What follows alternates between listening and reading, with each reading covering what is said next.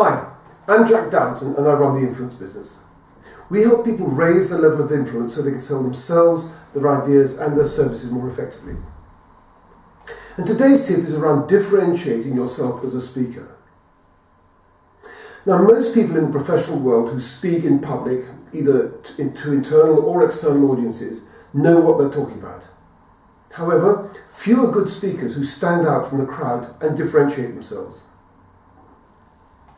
How often have you come away from a talk really impressed, wowed and remembering the speaker in a really positive way?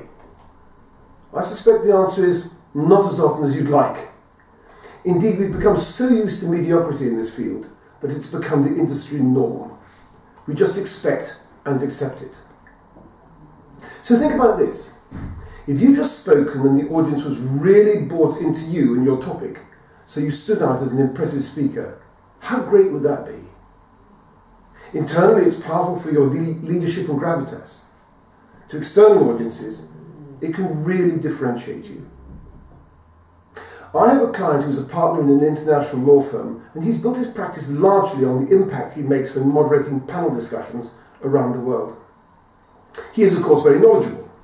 He's also engaging, relaxed and conversational, and treats his audiences as infinitely more important than himself.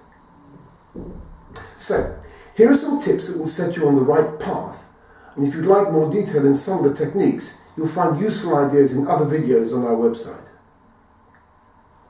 Firstly, be yourself, and this means your own body language rather than something contrived and unnatural. And also sharing your experience for the benefit of your audience. Next, your delivery should be relaxed and natural, in the same way as if you're having a chat with a group of friends. Talk to your audience and not at them. No talking to the clock at the back of the room or over people's heads. That's not how we talk to people when we're at our relaxed best. Next, structure your message from the audience's point of view. Start with the end in mind, namely what you want them to go away thinking or doing differently, and then ask yourself, if I were that audience, what would make me go away impressed and bought into the proposition?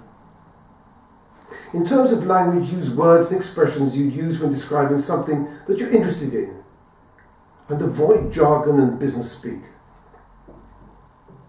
Also, talk at as high a strategic level as you, the topic and the audience allow, illustrating liberally and relegating supporting detail to the handout. People want to hear about your insights and experiences, war stories if you like. Put another way, if you're buying a car, most people want to know if it'll meet their needs, what the benefits are, and how to get the best out of it. Few, if any, are interested in how it's built. Your challenge as a technical person is to resist the temptation to go into that detail. Finally, visual aids, and of course the most common one is PowerPoint. Audiences want to listen to you as a knowledgeable and engaging speaker, not as an overpaid slideshow operator. Remember, visual aids are there to help the audience when the visual aid does a better job than the spoken word. Again, PowerPoint is the elephant in the room here, and while it's a great tool, it should not be for you, the speaker's benefit. It should be for the benefit of the audience. So, if you abide by these 5 tips, you'll be well on the road to differentiating yourself from the mass of unimpressive speakers. And who knows what advantage that will bring you. If you found this useful, why not subscribe now? And if you'd like to see more of our business tips, have a look at our website.